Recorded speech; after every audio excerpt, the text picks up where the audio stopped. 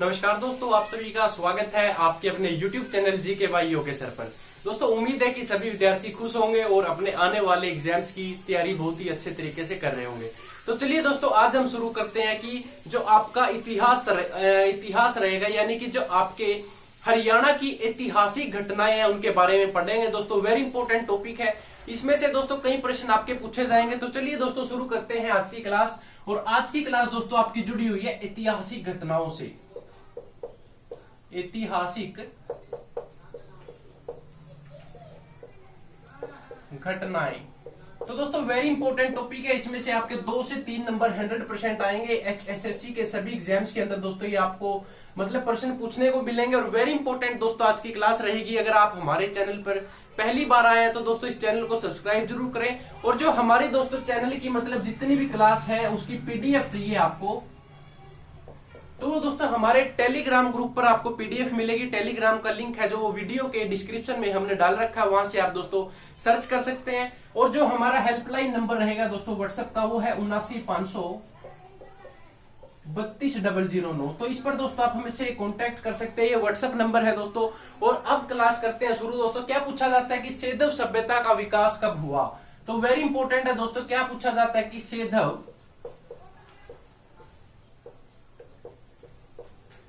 सभ्यता का विकास। तो वेरी इंपॉर्टेंट दोस्तों क्वेश्चन रहेगा आपका कि सेधव जो आपकी सभ्यता थी, इसका जो आपका क्या है विकास कब हुआ था। तो ये हुआ था दोस्तों 2500 से लेकर 1700 ईसा पूर्व के बीच। तो वेरी इंपॉर्टेंट है दोस्तों कि 2500 से लेकर 1700 ईसा पूर्व के बीच क्या हुआ था, आपकी सेधव जो सभ्यता है इसका विकास हुआ था। और आगे क्या पूछा जाता है दोस्तों, वेरी इंपॉर्टेंट है कि आर्य वैदिक सभ्यता का प्रसार। अब यहां पर दोस्तों आर्य की बात की गई है कि आर्य वैदिक सभ्यता का प्रसार। तो आर्य सभ्यता दोस्तों जो थी आपकी, उसका प्रसार कब किया गया था। तो ये किया था दोस्तों 1500 से लेकर 500 ईसा पूर्व। तो दोस्तों 500 ईसा पूर्व के अंदर की बात है, ये वेरी इंपॉर्टेंट है। अगर बात की जाए कि महाभारत के युद्ध की अधिक मान्य तिथि है, जो यानी कि जो महाभारत का आपका युद्ध हुआ था, जो लगातार 18 दिन चला था महाभारत। तो महाभारत की युद्ध की बात करें तो दोस्तों ये कितने दिन तक चला था, 18 दिनों तक चला था। कहां चला था, ये कुरुक्षेत्र के अंदर चला था दोस्तों, वेरी इंपॉर्टेंट है। और ये कब हुआ था, तो दोस्तों ये 900 ईसा पूर्व के अंदर माना जाता है कि 900 ईसा पूर्व के अंदर क्या हुआ था, आपका महाभारत का युद्ध हुआ था। ये दोस्तों HSSC के अकॉर्डिंग रहेगा आपका, वेरी इंपॉर्टेंट है कि HSSC के अकॉर्डिंग है दोस्तों ये आपका, ठीक है। इसके बाद अगर हरियाणा मौर्यों के अधीन कब आया था, तो दोस्तों वेरी इंपॉर्टेंट रहेगा क्या कि हरियाणा मौर्यों के अधीन। तो दोस्तों जो आपका हरियाणा मौर्यों के अधीन कब आया था, तो ये दोस्तों 322 से लेकर 184 ईसा पूर्व के अंदर क्या हुआ था कि आपका भारत मौर्यों के अधीन आ चुका था, वेरी इंपॉर्टेंट है। और अगर बात की जाए दोस्तों आपसे पुष्यभूति वंश की, तो पुष्यभूति वंश के एक राजा हुआ करते थे प्रभाकर वर्धन राजा। तो वो प्रभाकर वर्धन दोस्तों राजा कब बने, प्रभाकर वर्धन। तो प्रभाकर वर्धन दोस्तों जब राजा बने थे उस समय 580 ईसा पूर्व की बात है दोस्तों कि 580 ईस्वी में क्या हुआ था दोस्तों कि 580 ईस्वी में प्रभाकर वर्धन राजा बने थे, वेरी इंपॉर्टेंट है। प्रभाकर वर्धन के पुत्र का नाम पूछा जाए तो दोस्तों एक इनके पुत्र हुआ करते थे हर्षवर्धन। तो हर्षवर्धन दोस्तों राजा कब बने थे, हर्षवर्धन।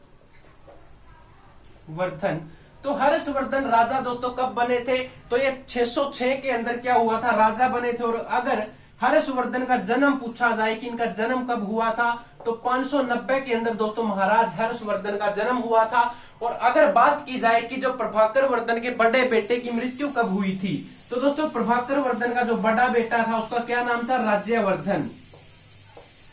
राज्यवर्धन की अगर आप लोगों से पूछा जाए कि मृत्यु कब हुई थी, तो 605 के अंदर दोस्तों राज्यवर्धन की मृत्यु हुई थी, आप लोगों के लिए वेरी इंपॉर्टेंट रहेगा। और राज्यवर्धन की मृत्यु किसने की थी, तो दोस्तों शशांक ने क्या हुआ था, धोखे से राज्यवर्धन को मार दिया था। आगे चलते हैं दोस्तों, आगे क्या पूछा जाता है कि राज्यवर्धन का राज्य अभिषेक, यानी कि जो आपके राज्यवर्धन था दोस्तों उनका राज्य अभिषेक कब किया गया था, तो 606 के अंदर इनका क्या हुआ था, राज्य अभिषेक हो चुका था। तो इसके बाद दोस्तों हम बात करें कि जो हर्ष का चालुक्य है नरेश पुलकेशिन के साथ क्या हुआ था, युद्ध हुआ था। तो हर्षवर्धन का दोस्तों युद्ध की बात करेंगे कि हर्षवर्धन का युद्ध कब हुआ था दोस्तों, किसके साथ हुआ था। तो हर्षवर्धन का युद्ध हुआ था आपके पुलकेशियन द्वितीय के साथ, कि पुलकेशियन द्वितीय के साथ क्या हुआ था, हर्ष का युद्ध हुआ था दोस्तों। और हर्ष इस युद्ध में क्या हो गया था, हार गए थे। अगर पूछा जाए कि हार की जानकारी कहां से मिली, तो ए होल अभिलेख से दोस्तों क्या होता है कि ए होल अभिलेख से महाराज हर्षवर्धन की जो जानकारी मिली है कि वो हार गए थे, ए होल अभिलेख। इसके बाद दोस्तों क्या पूछा जाता है कि हवेन स्वांग भारत कब आए। तो हवेन स्वांग दोस्तों, हवेन स्वांग भारत दोस्तों 629 के अंदर आए थे। बात की जाए कि हरियाणा के अंदर कब आए, तो हरियाणा की अगर आप लोगों से पूछा जाए तो दोस्तों 634 से लेकर 644 तक ये हवेन स्वांग आपके हरियाणा के अंदर रहे थे। हवेन स्वांग की पुस्तक का नाम पूछा जाए तो CU की दोस्तों क्या रहेगा, इनकी पुस्तक का नाम रहेगा। महाराज हर्षवर्धन के दरबारी कवि का क्या नाम है, तो बाणभट्ट दोस्तों क्या रहेगा, उनके दरबारी कवि का नाम रहेगा। बाणभट्ट की पुस्तक का नाम पूछा जाए तो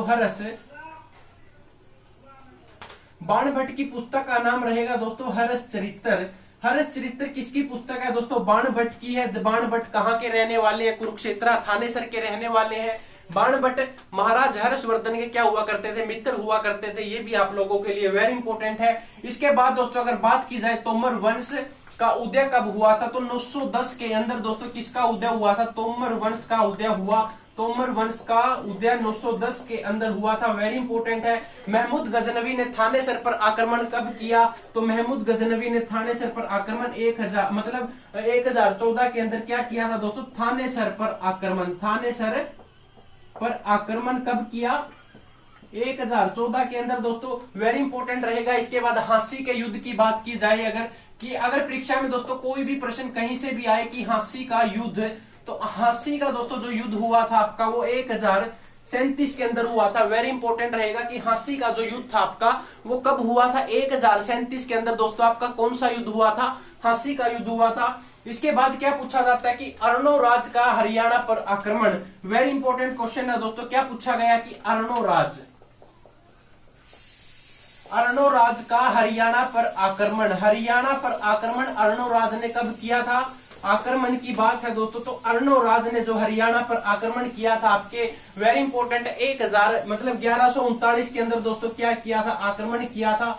1139 के अंदर अर्णोराज ने आपके हरियाणा पर आक्रमण किया था। इसके बाद अगर बात की जाए कि क्या हुआ था दोस्तों कि विग्रह राज का हरियाणा पर शासक, अब विग्रह राज की बात की गई है दोस्तों कि विग्रह राज, तो विग्रह राज का दोस्तों हरियाणा पर क्या हुआ था, शासन पूछा जाता है। तो विग्रह राज का जो हरियाणा पर शासन हुआ था 1151 के अंदर हुआ था दोस्तों। नोट डाउन करते रहे साथ के साथ। हो सकता है पीडीएफ मिलने में दोस्तों आपको थोड़ा टाइम लग जाए, क्योंकि जो पीडीएफ बनाने में दोस्तों थोड़ा समय लग रहा है, जिसके कारण आपको पीडीएफ भी लेट से मिल रही है। तो आप नोट डाउन करते चले, अपने खुद के नोट्स बनाते चले दोस्तों, ताकि आपको कोई समस्या ना आए, आपको किसी से नोट्स मांगने की जरूरत ना पड़े।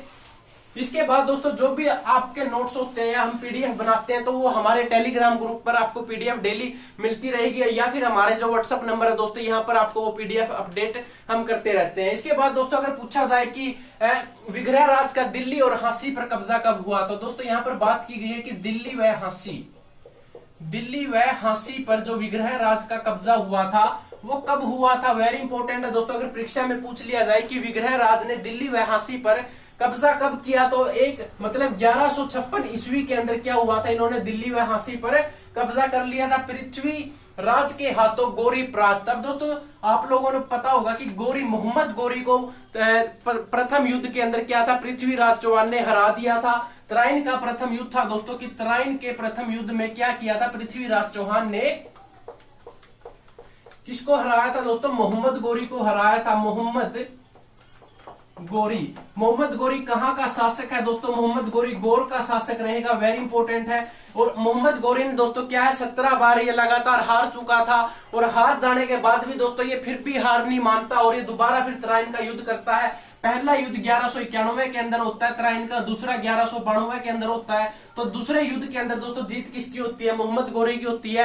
राजा जयचंद दोस्तों मोहम्मद गोरी की मदद करते हैं, जिसके कारण क्या होता है कि जो पृथ्वीराज चौहान आपका हार जाता है। दोस्तों क्लास थोड़ी हम जल्दी जल्दी ले रहे हैं ताकि ज्यादा से ज्यादा क्वेश्चन कवर किए जाए और आपका जो पेपर है दोस्तों वहां तक हम अपना सिलेबस सारा कवर कर लें। अब बात क्या थी दोस्तों कि जो आपके पृथ्वीराज चौहान गोरी को परास्त किया था तो ये 1191 के अंदर किया था, वेरी इंपॉर्टेंट है। और दूसरी बार दोस्तों क्या मैंने आपको बताया था कि 1192 के अंदर तराइन का कौन सा युद्ध हुआ था?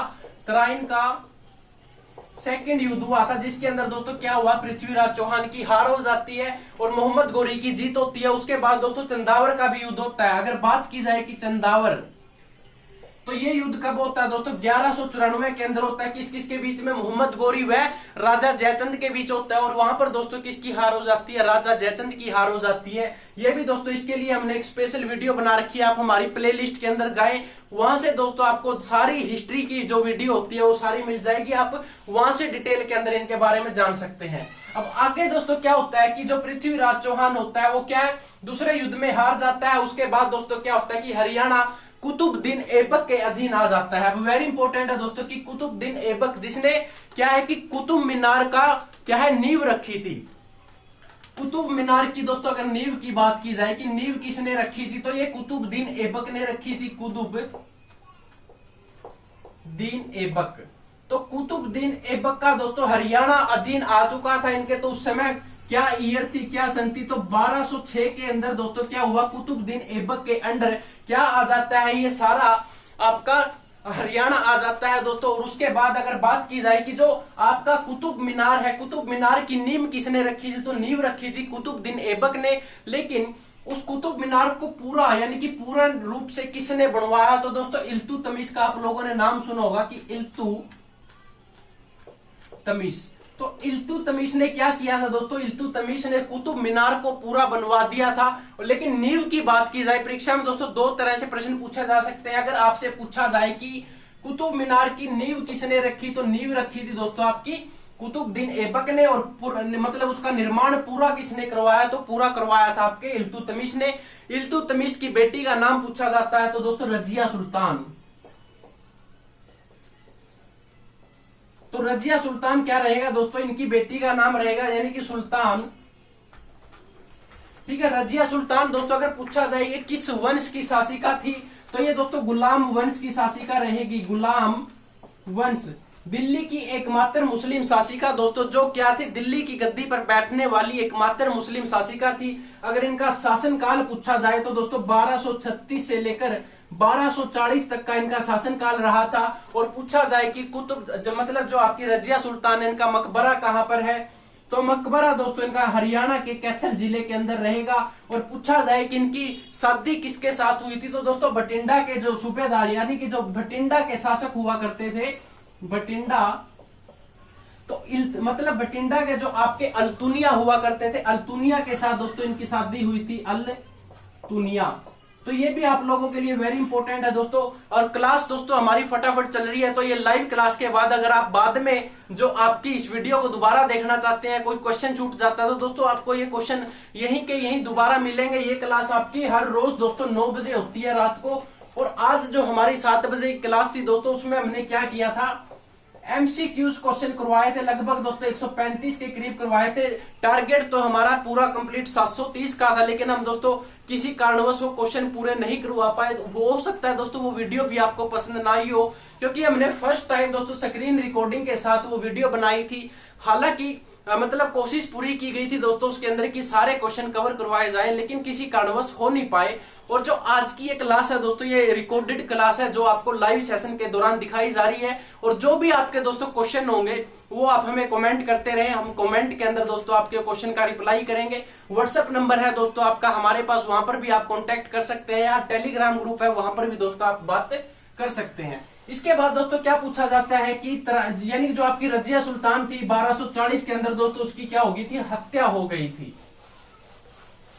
अब प्रश्न दोस्तों आगे क्या पूछा जाता है कि 1266 से लेकर 1287 तक हरियाणा बलवन के अधीन रहा। अब दोस्तों बलवन होते थे एक बलवन, तो बलवन के अधीन दोस्तों हरियाणा कब से कब तक था? वेरी इंपॉर्टेंट है, 1266 से लेकर यानी कि 1266 से लेकर कब तक था, 1287 तक दोस्तों, 1287 तक दोस्तों क्या था, ये बलबन के अधीन था। वेरी इंपॉर्टेंट है। और वेरी इंपॉर्टेंट दोस्तों आपके जो क्वेश्चन है वो क्वेश्चन भी आप फटाफट हमें कमेंट करें, मैं एक बार आपके कमेंट्स के अंदर रिप्लाई दे दूंगा दोस्तों। फटाफट जितने भी विद्यार्थियों को कोई डाउट है, क्वेश्चन है दोस्तों, एक बार आप कमेंट करें, मैं आपका यहीं पर रिप्लाई करके आपको बताऊंगा।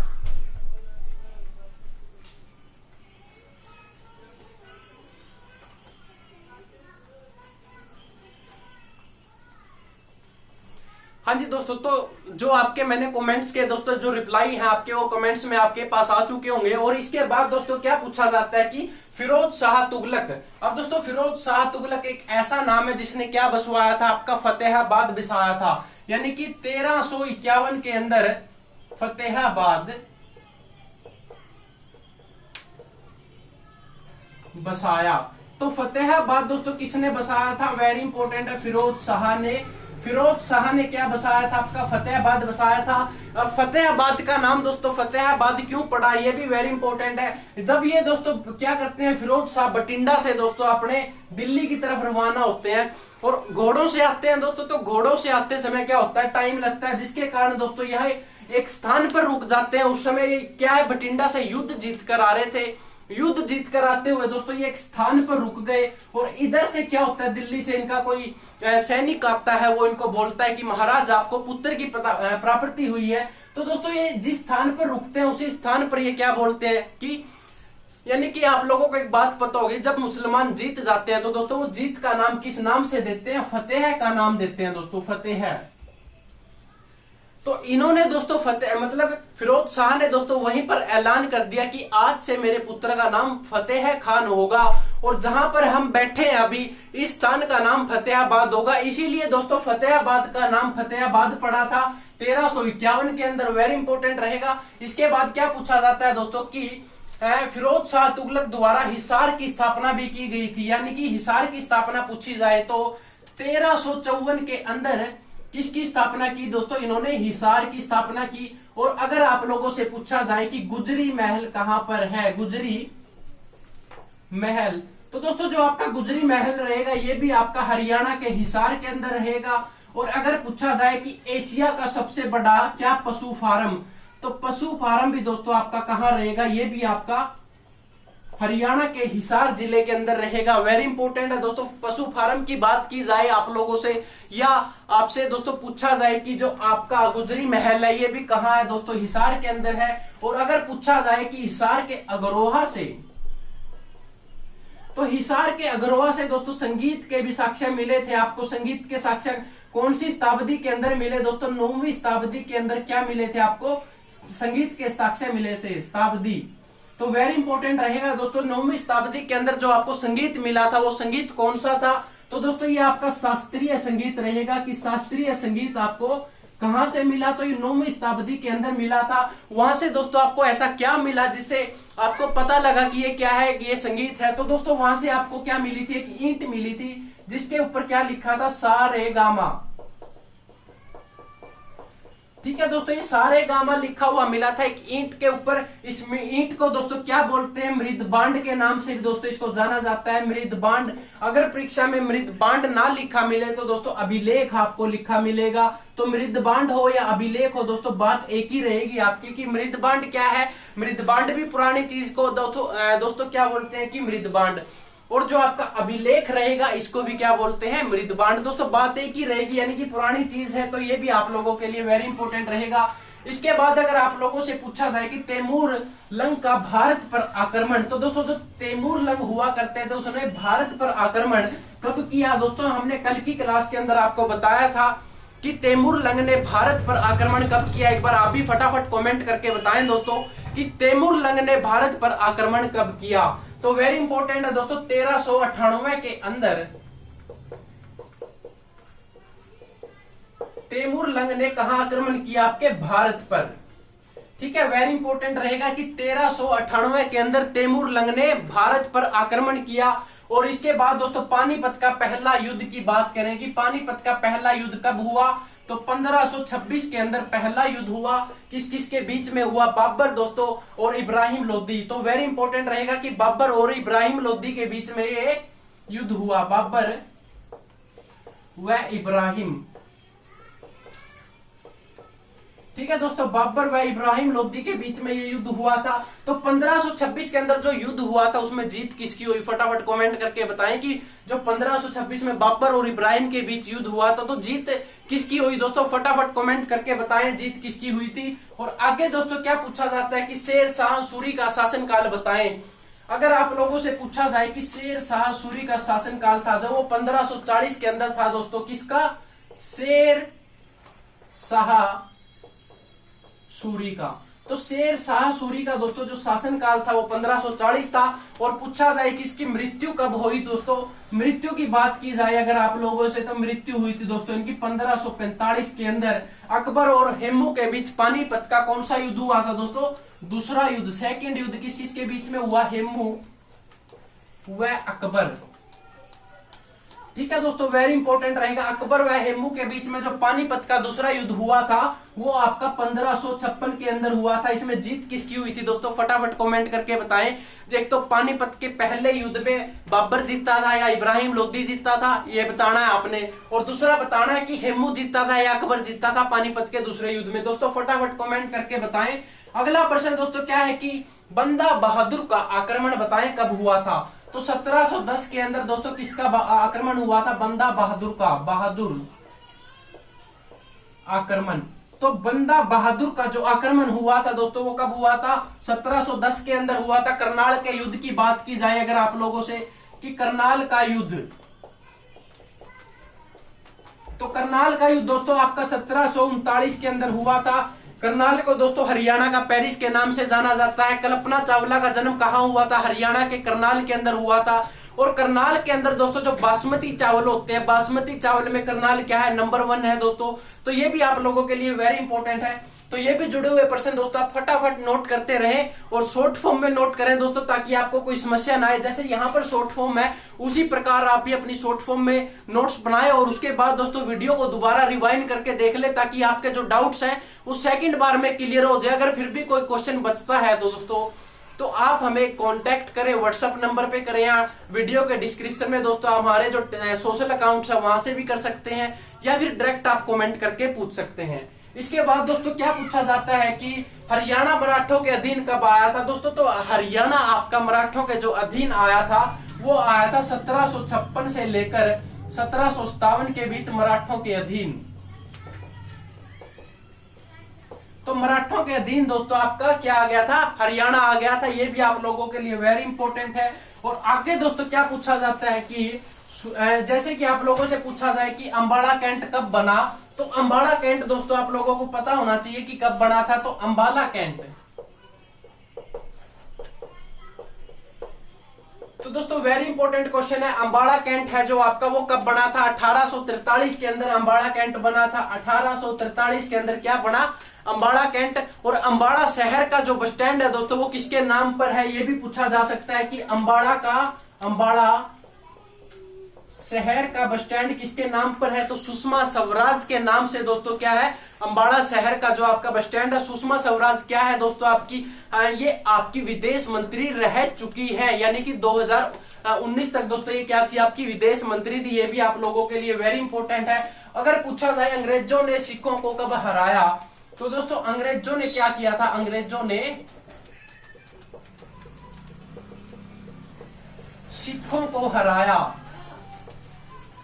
तो अंग्रेजों ने दोस्तों सिखों को कब हराया था? तो ये हराया था 1849 के अंदर अंग्रेजों ने सिखों को हरा दिया था। वेरी इंपॉर्टेंट है। इसके बाद 1857 की क्रांति की शुरुआत कहां से हुई?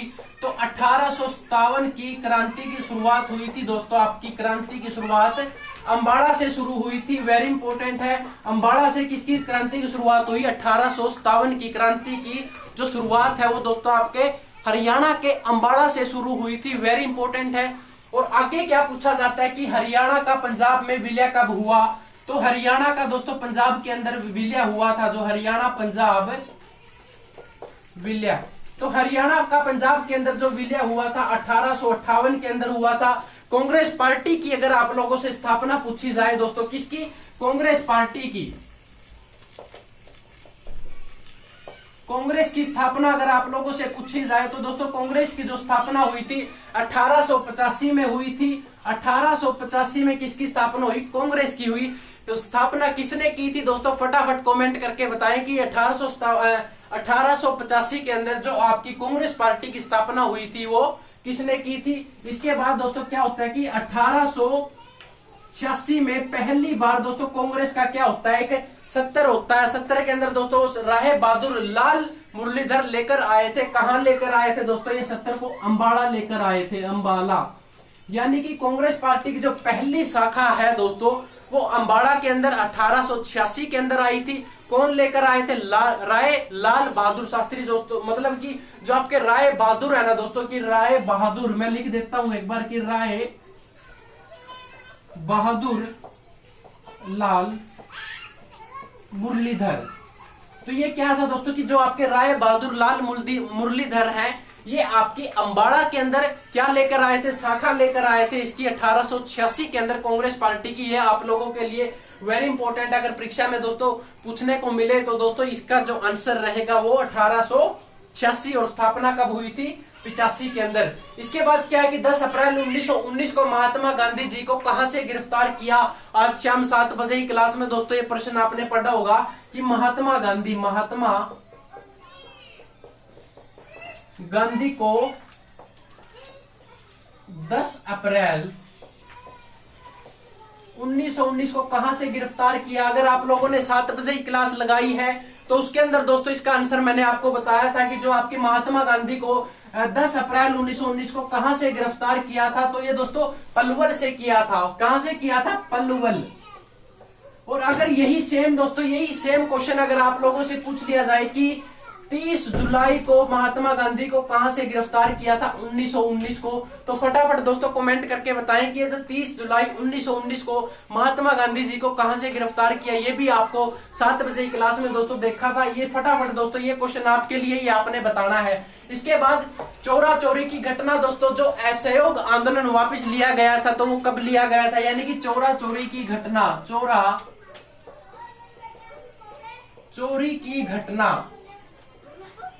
तो चोरा चोरी की घटना दोस्तों 1922 के अंदर हुई थी। Very important. इस समय क्या हुआ था कि जो आपका असहयोग आंदोलन था वो क्या ले लिया था? गांधी जी ने वापस ले लिया था।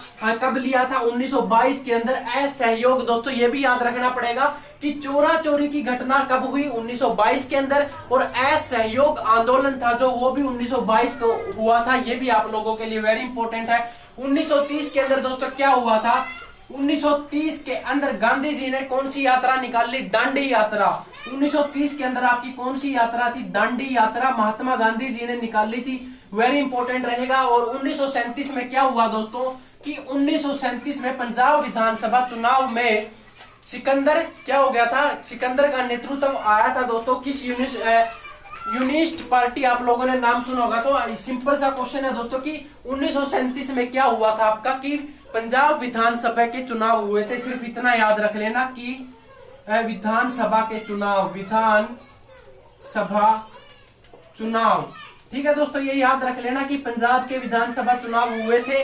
कब हुए थे? 1937 के अंदर। सिर्फ इतना ही याद कर ले, वही काफी आप लोगों के लिए। और आगे क्या पूछा जाता है दोस्तों कि भारत छोड़ो आंदोलन की शुरुआत क्या है? भारत छोड़ो आंदोलन। तो भारत छोड़ो आंदोलन की दोस्तों जो शुरुआत हुई थी वो 1942 के अंदर हुई थी। इसके बाद पंजाब विधानसभा के पुनः चुनाव, यानी कि दोबारा से चुनाव हुए थे दोस्तों। इसके विधानसभा के पुनः चुनाव की बात की गई है। तो विधानसभा के पुनः चुनाव दोस्तों, पहला चुनाव कब हुआ था? 1937 के अंदर। और दूसरे चुनाव की बात की जाए कि पुनः चुनाव कब हुए थे? 1946 के अंदर क्या हुआ था? दूसरे चुनाव हो गए थे दोस्तों। ये भी आप लोगों को याद रखना होगा। पहला तो 1937 और दूसरा दोस्तों 1946 के अंदर। ये आप लोगों के लिए वेरी इंपॉर्टेंट है। इसके बाद पंजाबी सूबे की मांग कब की गई थी दोस्तों? वेरी इंपॉर्टेंट है कि पंजाबी सूबे की मांग तो पंजाबी सूबे की दोस्तों जो मांग की गई थी आपकी 1948 के अंदर की गई थी। वेरी इंपॉर्टेंट है कि सच्चर फॉर्मूला कब लागू हुआ, तो सच्चर फॉर्मूला भी दोस्तों परीक्षा के अंदर पूछा जाता है। तो सच्चर फॉर्मूला आपका कब लागू हुआ था, तो ये लागू हुआ था दोस्तों 1949 को। 1949 को क्या हुआ था आपका सच्चर फॉर्मूला लागू। तो सच्चर फॉर्मूला लागू हुआ था आपका 1949 को दोस्तों। हो सकता है आज की क्लास थोड़ी हमने जल्दी करी हो दोस्तों, लेकिन इसके अंदर बहुत सारे क्वेश्चन कवर करे हैं और बहुत ही कम समय के अंदर दोस्तों, ताकि आपको भी ज्यादा देर मतलब यहाँ पे ना बैठा रहना पड़े और जल्द से जल्द जितने कवर हो उसके उतने क्वेश्चन हमने कवर करने की कोशिश की है। इसके बाद दोस्तों क्या होता है कि जो आपका 1956 के अंदर क्या होता है, पुनर्गठन आयोग की रिपोर्ट दोस्तों सौंपी जाती है। यानी कि 1956 के अंदर क्या होता है कि आपके जो पुनः आयोग की गठन मतलब जो आपकी आयोग की गठन होती है ना, जे.सी. शाह ने क्या किया दोस्तों, आपकी 1956 के अंदर ये रिपोर्ट क्या कर दी थी, सौंप दी थी। वेरी इंपॉर्टेंट रहेगा। इसके बाद 1 अप्रैल 1967 को हरियाणा वित्तीय निगम की स्थापना हुई थी। कब हुई थी दोस्तों वित्तीय निगम की स्थापना? 1 अप्रैल 1967 को हरियाणा वित्तीय निगम की स्थापना। तो हरियाणा वित्तीय निगम की स्थापना अगर आप लोगों से पूछी जाए दोस्तों तो 1 अप्रैल, ये 1 है दोस्तों, यानी कि 1 अप्रैल 1967 को हरियाणा वित्तीय निगम की स्थापना हुई थी। वेरी इंपॉर्टेंट है। अगर पूछा जाए कि माता मनसा देवी बोर्ड का गठन कब हुआ, तो माता मनसा देवी, तो माता मनसा देवी का दोस्तों जो बोर्ड है आपका, बोर्ड का गठन की बात की गई है। तो बोर्ड गठन कब हुआ था, तो ये हुआ था 1991 के अंदर। तो दोस्तों आज के क्वेश्चन सिर्फ इतने ही थे और उम्मीद करूंगा कि आज की क्लास आप सभी विद्यार्थियों को अच्छी लगी होगी और इस क्लास को दोस्तों ज्यादा से ज्यादा शेयर जरूर करें। और उम्मीद करूंगा दोस्तों कि आप सभी की तैयारी मतलब बहुत ही बेहतरीन तरीके से चल रही होगी। तो थैंक यू दोस्तों, जय हिंद जय भारत।